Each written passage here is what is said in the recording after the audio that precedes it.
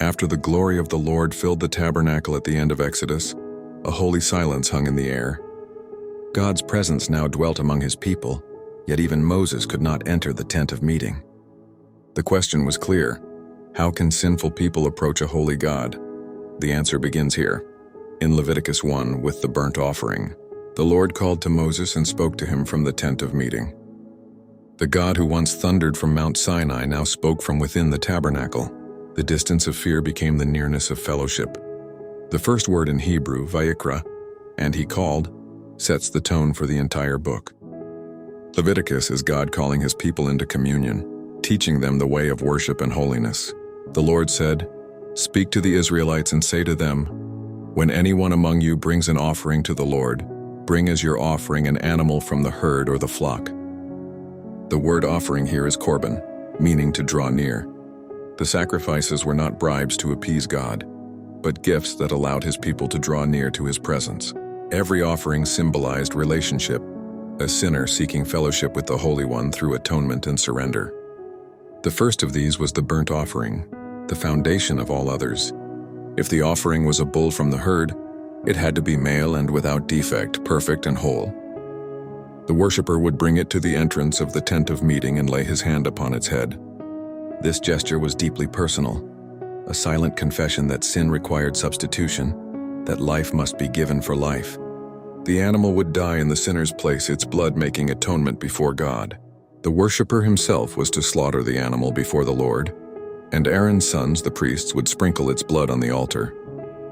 The bull was then skinned and cut into pieces, arranged carefully upon the fire. The priest burned all of it, the head, the fat, the legs, the internal organs, everything except the hide.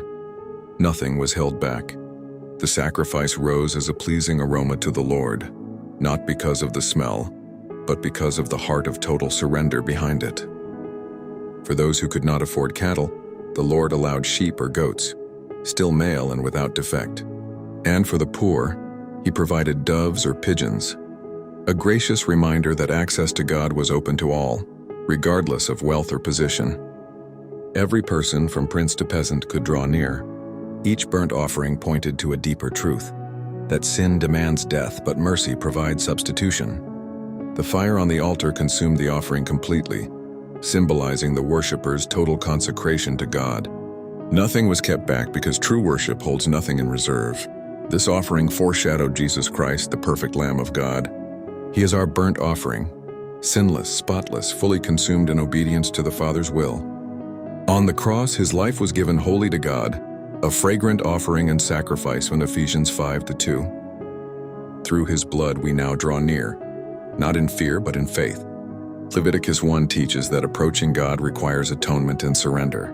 Worship is not a casual act but a sacred exchange, our lives for his mercy, our hearts for his holiness.